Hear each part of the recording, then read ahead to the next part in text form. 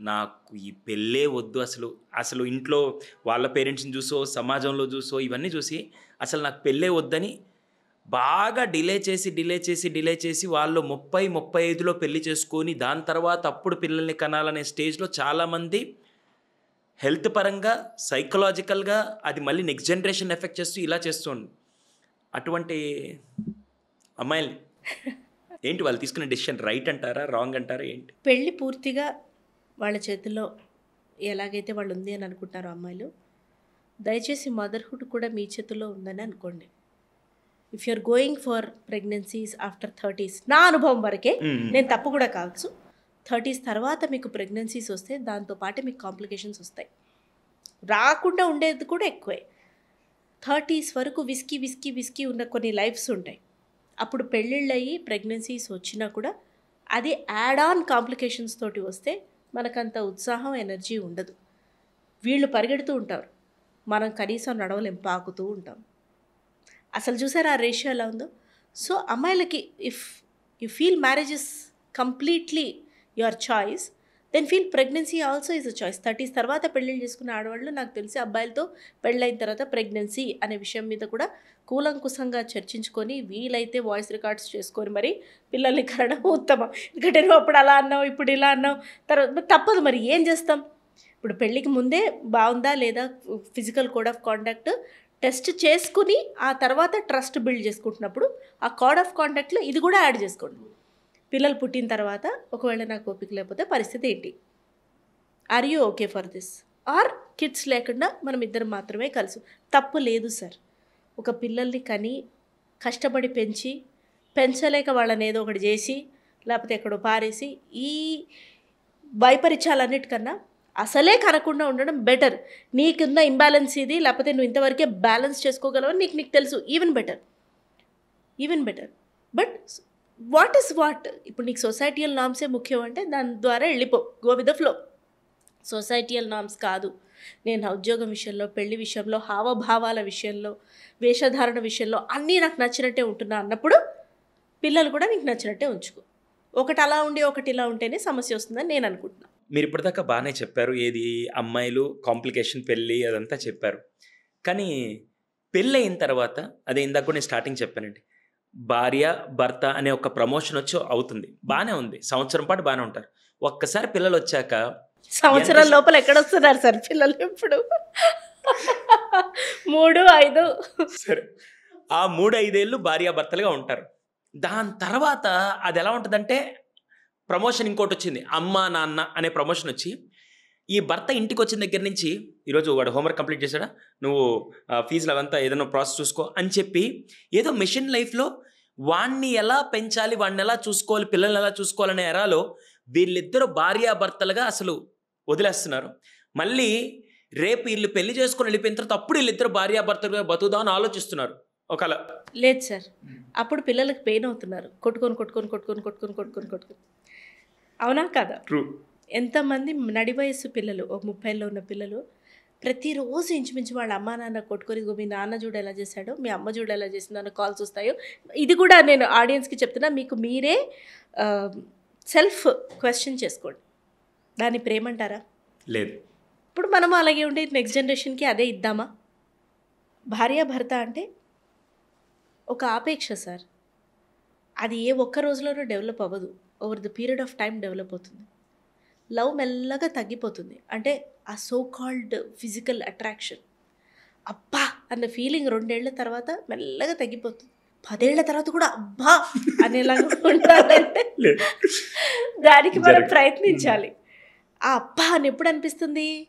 నీ ప్రవర్తన వల్ల, పరివర్తన చెందడం వల్ల, నువ్వు రోజు రోజుకి పక్కన వాళ్ళకి చూసి, వాళ్ళు అడగకుండా కూడా వాళ్ళకి సంబంధించిన చిన్నదో పెద్దదో చేయటం వల్ల వాళ్ళకి అబ్బా అని అనిపిస్తుంది. ఎంతసేపు మన మొహం ఇలా ఉండి, మీరు అన్నట్టుగా వాడిని చూసుకున్నావా, దాన్ని చూసుకున్నావా, అది చూసావా ఇంట్లో ఎంత పంచాయతీ తెచ్చిందో, వాడు చూడు పక్కింట్లో వెళ్ళి కొట్టొచ్చాడు, నువ్వేం చేస్తున్నావు, మీ అమ్మ ఇంతే, మీ అయ్య ఇంతే, మీ అన్న ఇంతే, మీ అక్క ఇంతే, అన్నీ మీ అమ్మ పోలికలే. వైఫ్స్ అంటారు, భర్తలు కూడా అంటారు, మీ వాళ్ళకి పెళ్ళప్పుడే మర్యాద లేదు, ఇప్పుడు ఎక్కడ? బేసిక్గా నీకు రెస్పెక్ట్ లేదు నీ పార్ట్నర్ మీద. నీ పిల్లలు కూడా అదే నేర్చుకుంటారు, అందుకే పెళ్ళిళ్ళు చేసుకోవట్లేదు. ఎక్కడ మనం చూపిస్తున్నాం సార్ వైఫ్ అండ్ హస్బెండ్ అంటే ఒక బాండింగ్ అని, ఒక నమ్మకం అని. నమ్మి ఫైనాన్సెస్ చేతిలో పెడతారు, భార్య కానీ భర్త కానీ ఇద్దరు. అవతల ఒక పార్ట్నర్కి మన ఫైనాన్సెస్ అన్నీ నమ్మి మనం పెడతాం, వాళ్ళ చేతుల్లోనో వాళ్ళ అకౌంట్లోనో ఇస్తాము. మిస్యూజ్ చేసేవాళ్ళు ఎంతమంది ఉన్నారు చెప్పండి, గగ్గోలు పెట్టేవాళ్ళు ఎంతమంది. నమ్మి మన లైఫ్ ఇస్తాం, చాలా ఈజీగా చీట్ చేసేస్తారు. చేస్తే చేశారు, అది తప్పని తెలుసుకున్న తర్వాత మానేసినా పీడపోదును. అది చేయలేదు, ఒకసారి ఎలాగో దూకాం కదా అని ఏళ్ళేళ్ళు కంటిన్యూ. సరే తప్పు చేస్తే చేశారు, ఇట్స్ ఓకే ఫైన్. అక్కడి వరకు దాన్ని కట్ డౌన్ చేసి ఆ తర్వాత మనసు వెళ్ళిన ప్రతి చోటికి మనిషి వెళ్ళకూడదని ఎంతమంది అనుకుంటున్నాం. నచ్చితే షాప్కి వెళ్ళి డ్రెస్ ఎలా కొనుక్కుంటున్నామో, నచ్చితే వెళ్ళి ఆ మనిషితోటి ఏది చేయాలో అది చేసేస్తున్నాం. బేసిక్గా ట్రస్ట్ ఇష్యూస్ భార్యాభర్తల మీదే లేదు, ఇంకా పేరెంట్స్గా ఏం బాగుంటారు సార్. నేను చిన్న వీడియో చూశాను సార్, లీగల్గా ఇది మాట్లాడచ్చో లేదో నాకు తెలీదు. భార్యాభర్తగా కలిసి ఉండాలి అని ఉండకూడదు అని డిసిషన్ తీసుకున్న తర్వాత 5 years జ్యుడిషియల్ సపరేషన్ అట. అంటే నాకు అది జస్ట్ చూసాం, మరి అంతవరకు నాకు అంత అర్హత ఉందో లేదో తెలియదు. జ్యుడిషియల్ సపరేషన్ అట. అప్పుడు భార్యాభర్తగా ఉండకూడదట, అంటే ఉండకపోయినా పర్వాలేదట, ఒకే రూఫ్ కింద అమ్మా నాన్నగా ఉండొచ్చట. నాకు అర్థమైన వర్షన్ సార్. కానీ నాకు అనిపించింది సార్, భార్యాభర్తగానే ఉండలేనప్పుడు అమ్మా నాన్నగా సక్సెస్ఫుల్గా ఉండలేవు. 200% అసలు వేస్ట్. అది ఏదో మొక్కుబడిగా వాళ్ళ ముందు అటువంటి పిల్లల ముందు నటించడం కూడా అది పెద్ద పాపం అది. అవును సార్, పేరెంటింగ్ని రెంట్కి తీసుకున్నట్టే.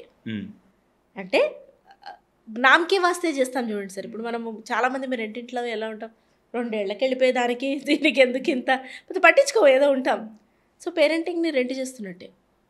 నీకు చిన్న చిన్న లోపాలని వదిలేసి, ప్రతి మనిషిలోనూ ఉంటాయి, నువ్వు కూర్చొని పరిశీలించుకుంటే నీలోనే ఎన్నో లోపాలు ఉంటాయి. నాలోనే ఎన్నో ఉంటాయి సార్, నేను కూర్చుంటే ఎన్నో ఉంటాయి. సో అది తను కొన్ని లెట్ గో చేసినప్పుడు, కొన్ని వదిలేసినప్పుడు, కొన్ని యాక్సెప్ట్ చేసినప్పుడు నేను చేయలేనా?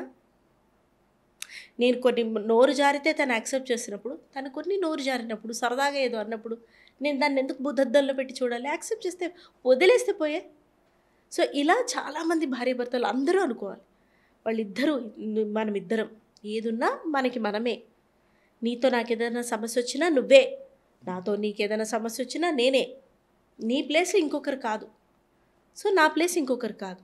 సో దట్ ట్రస్ట్ బిల్డ్ చేసుకోవాలి సార్. భార్యాభర్త అంటే ప్రేమ దానంతలో అదే డెవలప్ అవుతుంది, ట్రస్ట్ డెవలప్ అవ్వాలి సార్. అదొకసారి పోతే మళ్ళీ రావడం చాలా కష్టం, మళ్ళీ తిరిగి సంపాదించుకోవాలి, నిలబెట్టుకోవాలి. అప్పుడు పిల్లలు భార్యాభర్తలు అంటే అమ్మా నాన్న కలిసి ఉండడం, నవ్వుకుంటూ ఉండడం, కాస్త చిన్న చిన్నగా జోకులు వేసుకోవటం, ఒకరికొకరు చేస్తుంటే వీళ్ళకి ఆటోమేటిక్గా ఇద్దరి పట్ల రెస్పెక్ట్ వచ్చేస్తుంది సార్. చాలామంది కంప్లైంట్ చేస్తూ ఉంటారు, నాన్నతో వీడు సరిగ్గా ఉండడు, అమ్మతో సరిగ్గా ఉండదు. వీళ్ళు సరిగ్గా లేరు సార్.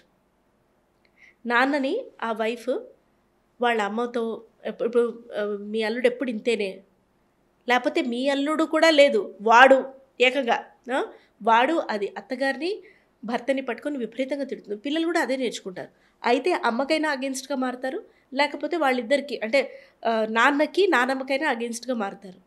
సో నీ ఇష్యూస్ నీ వరకే పెట్టుకో, పిల్లల మీద ముందు అన్ని రుద్దక్కర్లా. ఆ విత్హోల్డ్ చేయడం రావట్లేదు సార్. ఏదైనా వస్తే ఇమీడియట్గా సాల్వ్ చేసేసుకోవాలి మనం. ఆ విత్హోల్డ్ చేసుకుని వాళ్ళు లేనప్పుడు చేసుకుందామని మనకి రావట్లా. ఆ కోపాన్ని విత్హోల్డ్ చేసుకొని పిల్లల్ని పడుకోబెట్టిన తర్వాత మనం డిస్కస్ చేసుకుందామని రావట్లా. చాలామంది ఇప్పుడు హస్బెండ్కి ఏదైనా ఆఫీస్లో ఇష్యూస్ ఉన్నా, లేకపోతే ఏదైనా అఫైర్ ఉన్నా, వైఫ్స్ ఓపెన్ అప్ అయిపోతున్నారు పిల్లల ముందు, చిన్న చిన్న పిల్లల ముందు. వాళ్ళు ఏం నేర్చుకుంటారు సార్? ట్రస్ట్ ఎక్కడి నుంచి వస్తుంది? పెద్దగా వాళ్ళు పెళ్ళిళ్ళు చేసుకోవట్లేదంటే ఎందుకు చేసుకుంటారు సార్? అబ్బా ఇలా ఉంటుందా లైఫ్ అని వాళ్ళకి చిన్నప్పుడు అనిపించినప్పుడు ఎందుకు చేసుకుంటారు? ఫోర్స్ చేయకండి మ్యారేజెస్ని.